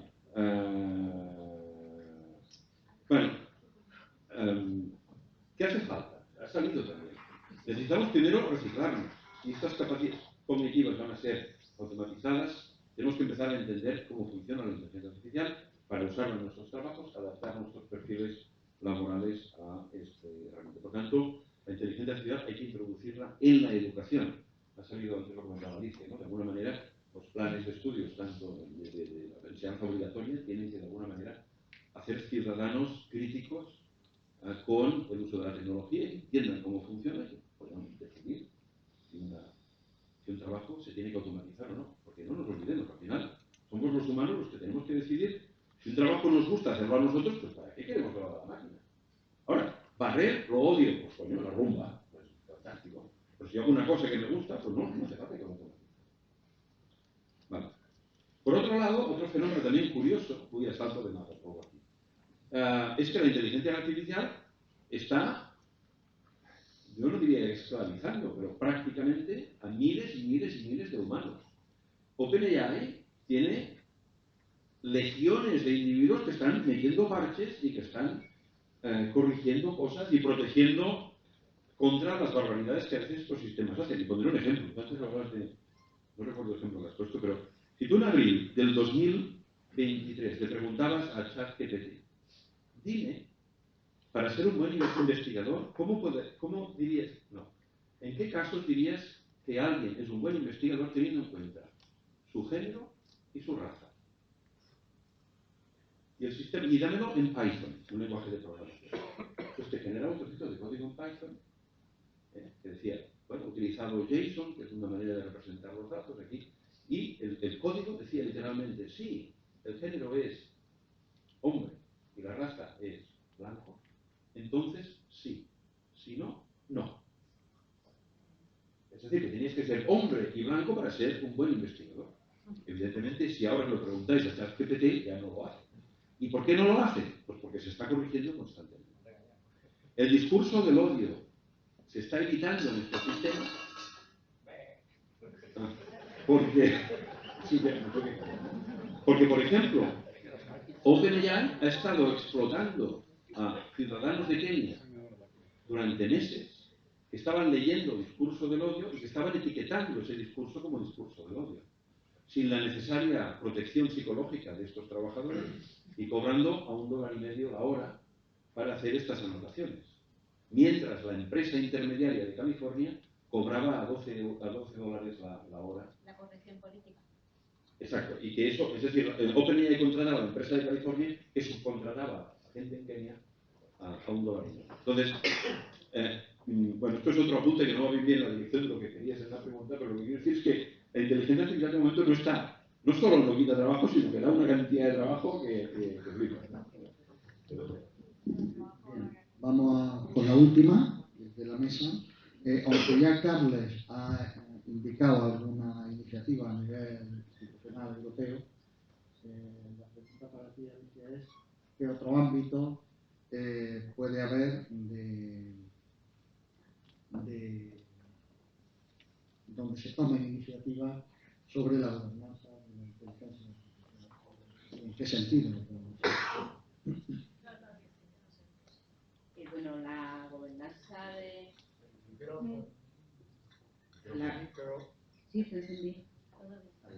La gobernanza de la inteligencia artificial, bueno, yo creo que ahora mismo es un tema incipiente, ¿no? Que se está desarrollando y está mucho, y hay muchísimo por desarrollar, como se ha puesto de manifiesto en todos los temas que han estado saliendo, ¿no? Ya a nivel europeo, como hemos mencionado, hay una ley a nivel europeo de la inteligencia artificial que lo que hace es que clasifica las APP, la clasifica según el impacto, ¿no? A mí me recuerda al reglamento de datos. En el reglamento de datos los datos se clasifican en muy sensible, poco sensible, y dependiendo de la sensibilidad del dato, pues tienen un nivel de protección u otro.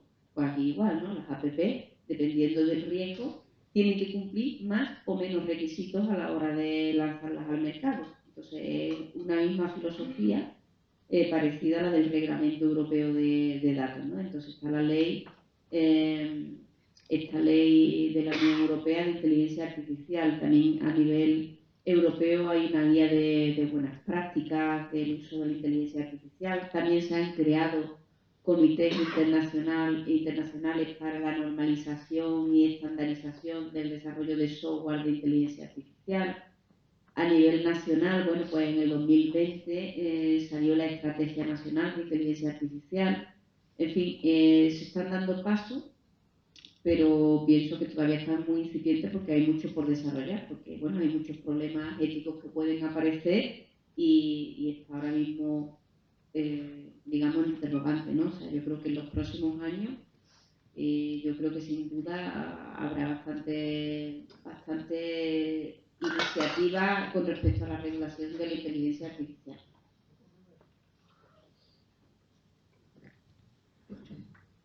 Bueno, ahora os toca a vosotros y a vosotras aprovechar este espacio. Tenemos como media horita y el objetivo de partida era estimular las ganas de aprender más sobre inteligencia artificial, o sea que difícilmente podremos cerrar todas estas cosas que nos han ido apuntando, ¿no?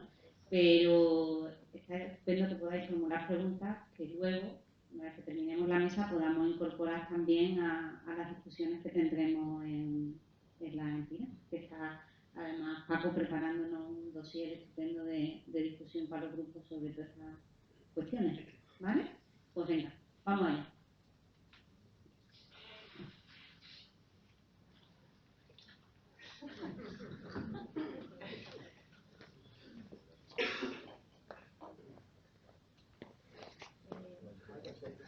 Mira, pausa y después ya no.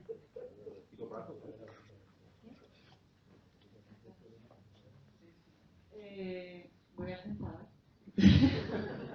Es para Carles, por el tema que hablabas de los diseños sensibles a los valores, y es que ha salido todo el rato de cómo poner límites a lo que nos plantea la inteligencia artificial. Creo que las cosas que he ido entendiendo de qué control se puede ir estableciendo vienen muchas veces desde lo público o a nivel europeo, y me planteo si es factible o cómo de realista puede ser este tipo de control cuando hablamos ya de multinacionales, ¿no? El ejemplo de Palo Alto, ¿no? Bueno, que ahí me genera otras dudas. Si podemos esperar que este control se pueda hacer cuando ya no hablamos tanto de aplicaciones en lo público como reconocimiento de manifestaciones o este tipo de cosas, sino multinacionales o, ¿no? Es decir, nos llega una aplicación que se ha generado no sé dónde, ¿no? Y que no tiene este planteamiento sensible a los valores. Y luego otra pregunta que creo que es diferente, ¿no? Incluso hasta qué punto eso debe estar en manos de los ingenieros, ¿no? El poder anticiparse a qué efecto va a tener los likes en los adolescentes cuando me generaba estas dudas de qué podemos esperar, o si es factible incluso que haya este control.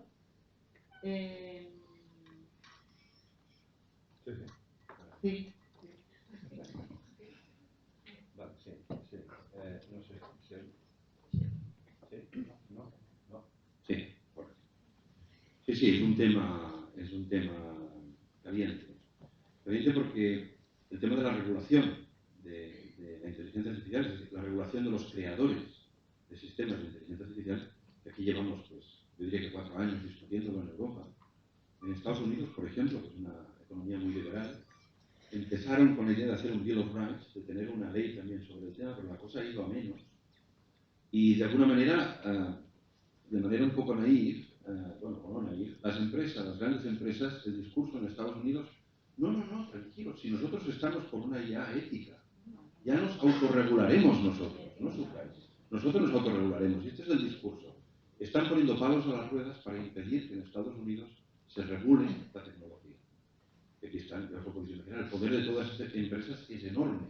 El gobierno de Estados Unidos tiene dificultades para tirar adelante este tipo de iniciativas porque el Congreso está totalmente dominado por los intereses económicos de estas grandes multinacionales. Por tanto, ahí está complicado. En Europa es más fácil porque tenemos una perspectiva seguramente más centrada en los humanos. Al menos aquí en Europa gusta decir que los americanos están por el dinero, los chinos por el control y aquí estamos por los humanos. Entonces, hasta cierto punto, pues la regulación aquí de alguna manera afectará.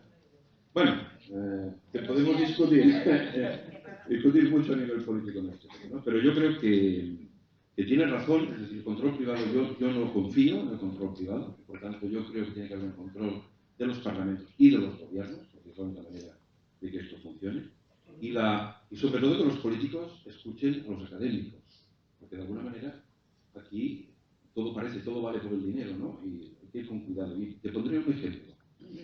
Que es reciente la discusión a nivel académico. La ley de inteligencia artificial dice que cualquier sistema inteligente con el que interactuemos tiene que dejar muy claro a quien está interactuando que se trata de un sistema de inteligencia artificial. Eso dice la ley.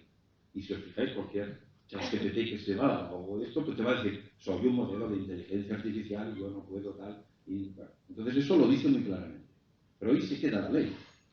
Yo soy un alumno de cuarto de eso, ¿no? Y yo le pido a ChatGPT que me haga un trabajo sobre no sé qué. ChatGPT ya me dice, soy un modelo de inteligencia artificial. Y yo digo, sí, ya lo sé.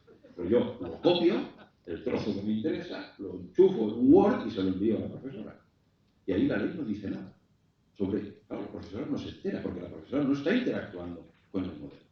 Bueno, pues los académicos están insistiendo, yo he visto ya artículos al respecto, de que para autorizar que un sistema de inteligencia artificial generativa se ponga en el mercado, hay que exigir a la empresa que lo crea que cree un sistema suficientemente fiable que determine si un resultado ha sido generado por esa herramienta o no. Y que esto sea una herramienta libre de acceso a todo el mundo. ¿Esto es técnicamente factible? Sí. Es un poco como las marcas de agua en los... O sea, hay maneras de, incluso estadísticamente, de hacer que los textos generados o que las imágenes generadas haya un sistema de detección de ese sistema. Esto, obviamente, las empresas van a decir, van a poner el grito en el cielo. Pero vengo a decir con esto que necesitamos los poderes públicos y necesitamos que se escuchen los académicos sobre las soluciones a los problemas. Añadir una cosa, y es que en Sevilla, hace muy poco, yo creo que menos de un año, se ha creado el ECAT, que es el Centro Europeo de Vigilancia del Algoritmo, que su cometido es analizar cómo funcionan las aplicaciones de las grandes plataformas para tener un cierto control. O sea, que va dirigido a multinacionales como has preguntado tú. La cuestión es luego cuando tengan el análisis de ese funcionamiento de esas plataformas, ¿qué se va a hacer con eso? Pero bueno, ya a nivel europeo, que haya un centro solo para eso, bueno, a nivel europeo se tiene muy claro que hay que controlarlo. Bueno, mi pregunta era que eso, que tú decías, los estudiantes, ¿qué probabilidad tienen que cuando pregunten algo a la inteligencia artificial, esa información sea fiable y no cuente como plagio? No sé si me explico.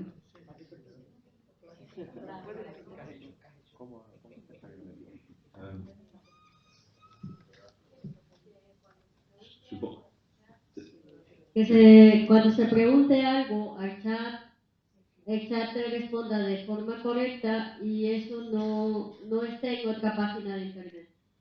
Es que aquí hay un malentendido en lo que hacen estos sistemas de generación, de inteligencia artificial generativa. Estos sistemas no buscan que lo que generen sea correcto. Esto nunca ha estado en la mesa del diseñador.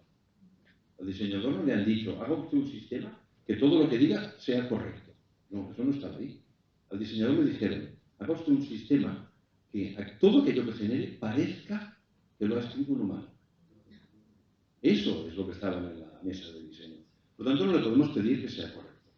Es un sistema que básicamente actúa de manera probabilista y con un montón de parámetros internos, una noción de temperatura, que lo que nos está haciendo es que cuando nosotros tenemos una frase que está a medio hacer, la casa es, el sistema genere una palabra a continuación que quede bien con la anterior, pero que no necesariamente sea cierto o que se refiera a algo del mundo, porque en particular no tiene un modelo del mundo para saber de qué está hablando. Por tanto, no es posible, por construcción, asegurar que lo que dice sea correcto. Esto no quiere decir que tú no puedas tener modelos de lenguaje grandes en los que tú utilices una serie de restricciones en documentos de manera que la probabilidad de que sea correcto sea más alta. Pero, insisto, la corrección no es una prueba, la prueba del 9 de lo que genera.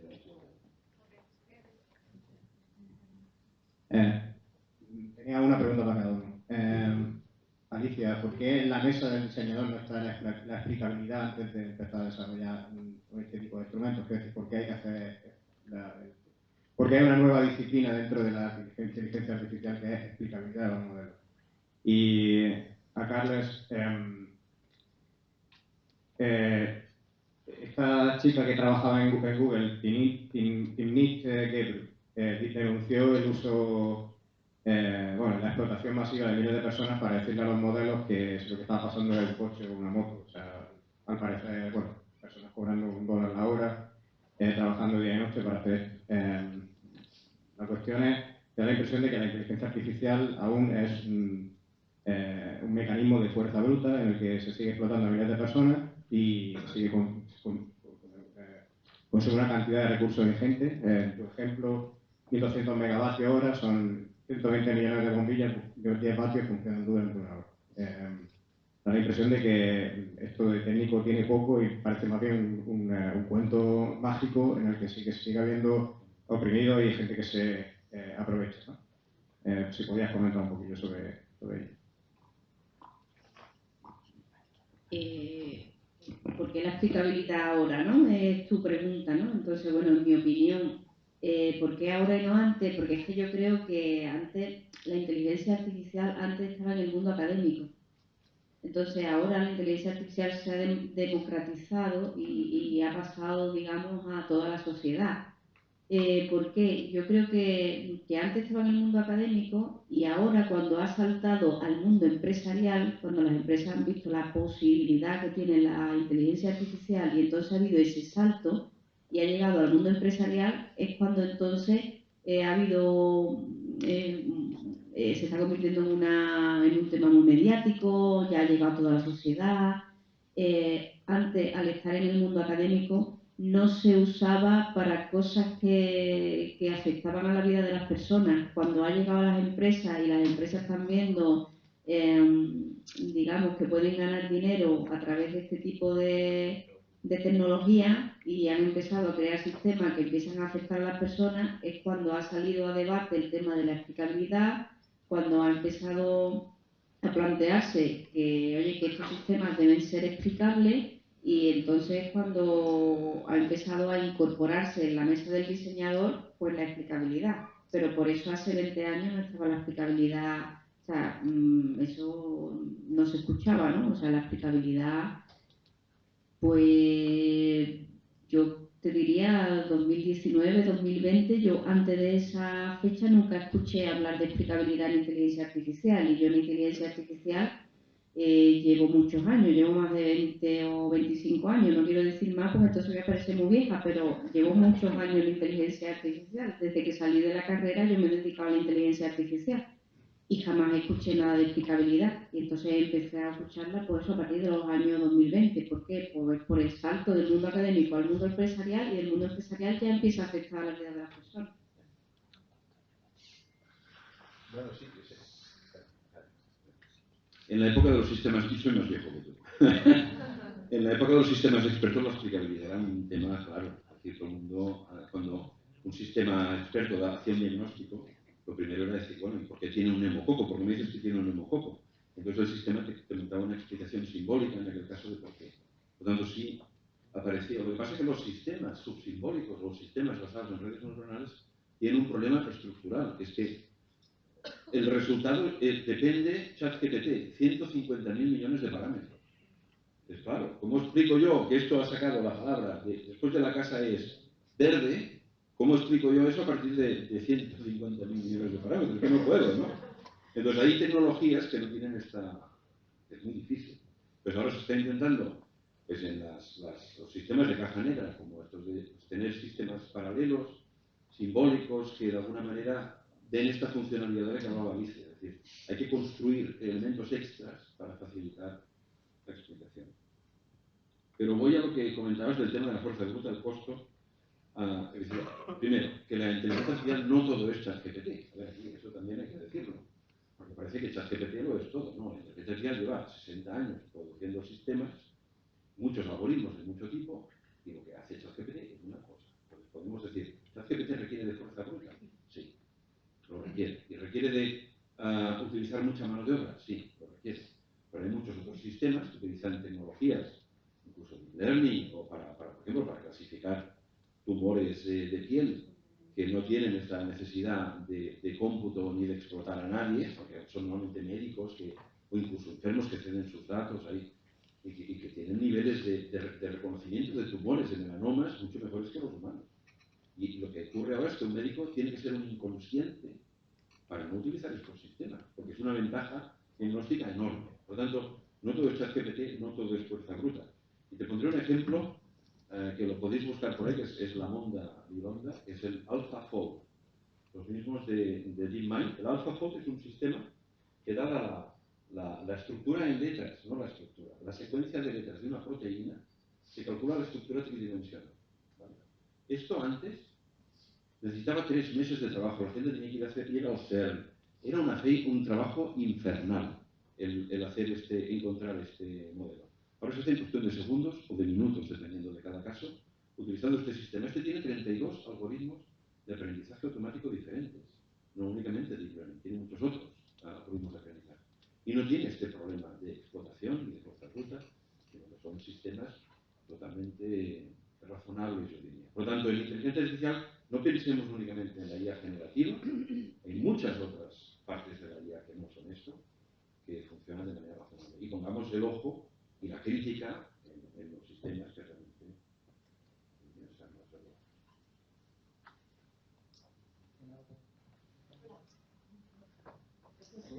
Hola. Bueno, mi pregunta es un poco simplona, pero es algo que siempre me ha dado mucha curiosidad. Y es, quería aprovechar que estáis aquí para preguntar. Y es, cuando entras en alguna página web y te salen las típicas imágenes que te dicen, identifica los semáforos para saber que no eres un robot. Eso porque... O sea, me interesa porque digo, ¿por qué no puede hacer un robot a esta información? Bueno, pues que usar eso para entrenar precisamente a los robots. Es decir, tú cuando un humano se supone que lo vas a hacer bien y estar cogiendo esa información para que cuando el sistema lo entrenes, precisamente sea capaz de hacer lo mismo que haces tú, que es reconocer dónde están los semáforos. Es un tema de entrenamiento. Se supone que deben identificar los semáforos. Sí, luego lo utilizas como un elemento de autenticación. Cuando tienes el sistema entrenado, el sistema ya dice dónde están los semáforos, y si tú no lo dices, va a decir, hey, este no es un humano. Por lo tanto, primero es un tema de entrenamiento, segundo es un tema de autenticación. Pero hay que entrenarlos primero, luego usarlos para... Buenas. Pues mi pregunta iba en referencia justo al entrenamiento que has comentado antes, que ahora es necesario el Big Data para poder entrenar a todos estos modelos. Pero has comentado que se está desarrollando una investigación para poder entrenarlos con mucho menos datos como nosotros aprendemos, ¿no? ¿Cuánto de lejos estamos a que eso pase y qué salto produciría eso en cuanto a la inteligencia artificial? No es mi área, yo no sé si Alicia tiene... Yo sé que se está trabajando en este tema, hay colegas en Machine Learning que están trabajando en el tema, pero ¿cuándo tendremos resultados claros en los que con muy pocos ejemplos...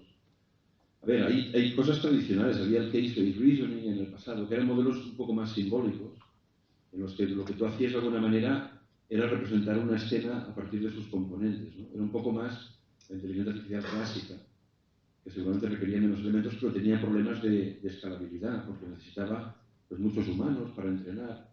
Pues no lo sé, la verdad es que la respuesta a esa pregunta yo no te la puedo dar. No sé cómo está ni cuánto tardará. Bueno, yo lo que te puedo decir ahí es que eso es súper actual. Vamos, tan actual, te digo que la convocatoria de proyectos de investigación del Ministerio se cierra el 30 de enero, ¿vale? La convocatoria anual que suele salir. Estamos a 27 de enero. Yo ahora me toca pedir proyectos y una de las líneas que llevo de investigación en el proyecto es esa para desarrollar en los próximos 3 años. Entonces, es algo que empieza ahora, digamos, a debatirse, ¿no? De por qué necesitar tantos datos para entrenar. ¿Se podría sacar un sistema que con menos datos, o a lo mejor no consiga ser tan preciso, pero bueno, a lo mejor hay que buscar un equilibrio entre esa precisión y ese tamaño de datos que hace que el entrenamiento sea más eficiente y así consuma menos energía? Pero entonces ya te digo, son líneas tan actuales que están por desarrollar o empezándose a desarrollar ahora, y yo creo que los resultados, pues yo creo que en los próximos 3-4 años empezará a dar frutos, pero necesita su tiempo. Y bueno, tampoco sé si lo vamos a conseguir o no, pero bueno, hay muchas cabezas ahora mismo pensando en ese tipo de cosas, entonces algún avance seguramente tendremos. Probablemente como esta mañana... Micro. ¿Era de nuevo la bollería fina? Vale. Ellos no estaban esta mañana. Es que nos da algo a media mañana y algo a media tarde.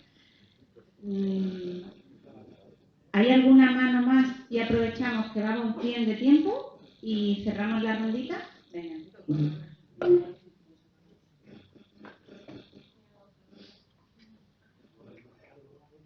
Hola, muy buenas. Son dos preguntas. Una, está claro que hay un montón de corporaciones que se dedican a la investigación artificial. Igual que existe pues, lo que es el software libre y el software libre, todo el conocimiento que se está consiguiendo con la inteligencia artificial ¿se va a quedar como conocimiento libre o es una cosa cerrada por parte de las empresas?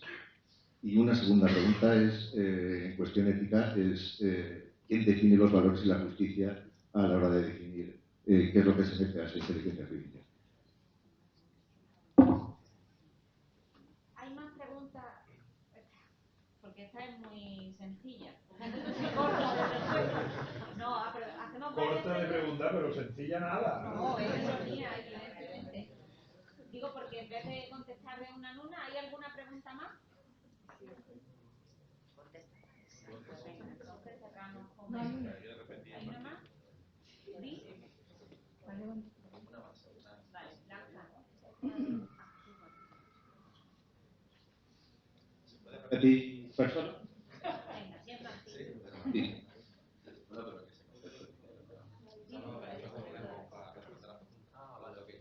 Yo era sobre la inteligencia artificial general, que sé que ya empezó a desarrollar OpenAI. No sé si de eso tenéis idea de estimación de tiempo en lo que se puede desarrollar o no. Sé que también hubo un lío ahí con OpenAI y Microsoft porque el CEO quiere seguir dándole mucha caña sin tener en cuenta pues, la ética, los valores. Y entonces, bueno, lo han dejado como un departamento aparte de investigación en lo que lo está desarrollando. Y bueno, sí sabéis algo.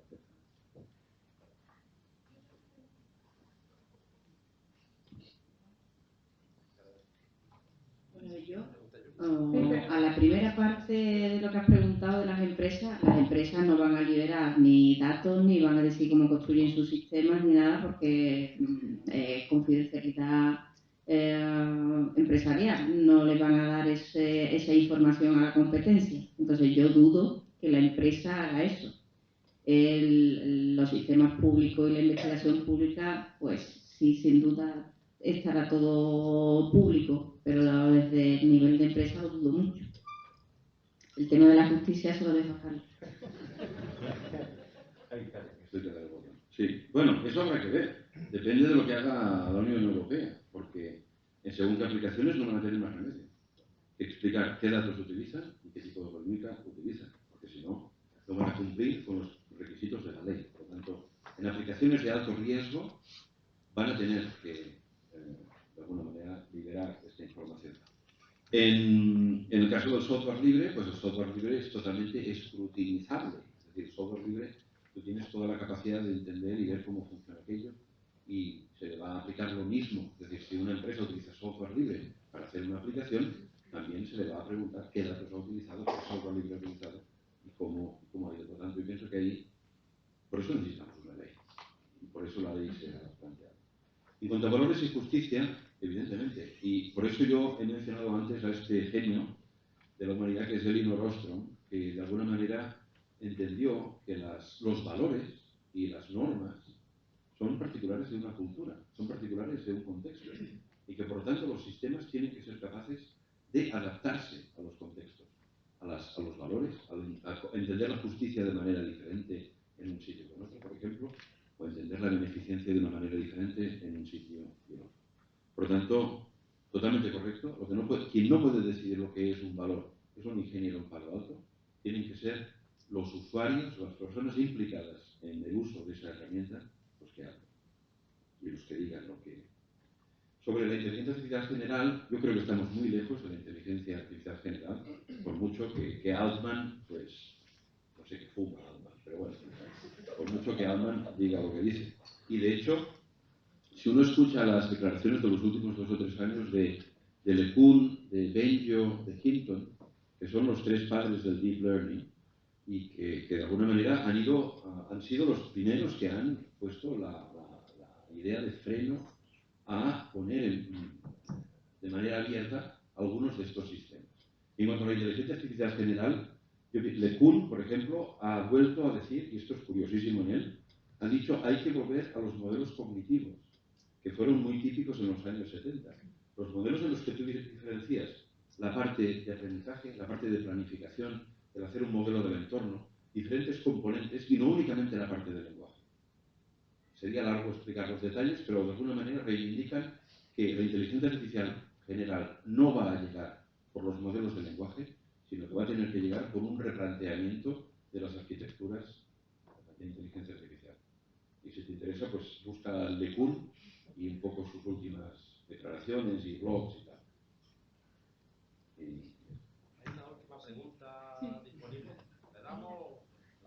Te me enfrías del chocolate. Yo quería preguntar, no tanto respecto a las inteligencias artificiales que generan información o la comparten, sino a las que generan imágenes o obras, por decirlo así. Así como el que se puedan coger artículos del New York Times está permitido porque es información libre, se sabe que las inteligencias artificiales que han generado imágenes ha pasado por el plagio de artistas. ¿Eso se podría hacer como una marca de agua que hablabais antes?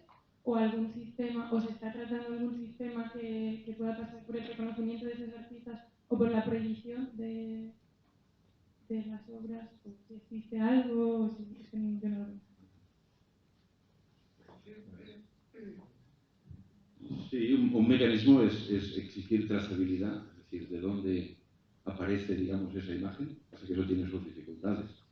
Y obviamente el tema del copyright, yo no voy a decir la última palabra en este tema. Esto van a crearse ríos de tinta sobre lo que va a estar permitido y lo que no va a estar permitido. Porque claro, yo entiendo, un artista se gana con su creación. Es decir, si hay cuadros de Carla Sierra por ahí, que yo he puesto fotos en internet, ¿quién tiene derecho a generar uno como los míos sin decir que lo es?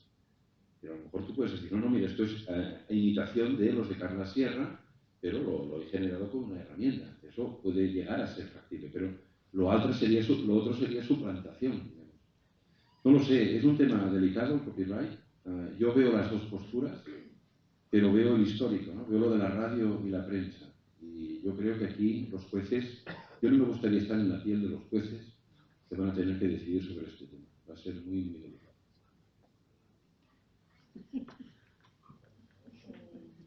Pues no me gustaría estar en la piel de ningún juez.